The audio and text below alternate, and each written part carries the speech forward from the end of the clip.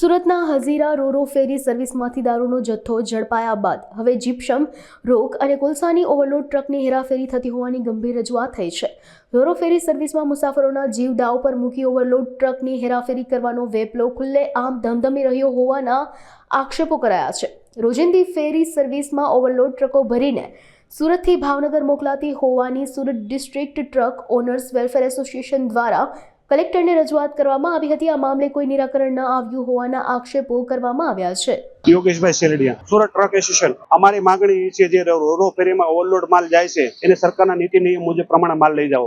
અમારી છેલ્લા 1 વર્ષથી આ માંગણી છે। આ લોકો કશું નથી કહેતા, ફરિયાદ કરી એટલે 1-2 ગાડીને મેમો આપી દે અને પછી લોકો જતા રહે, ગાંધીનગર મોકલી દે, અમે કાર્યવાહી કરી।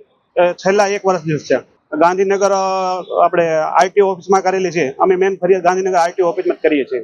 એના તરફથી પ્રોસેસ ચાલુ છે એમ કહે છે।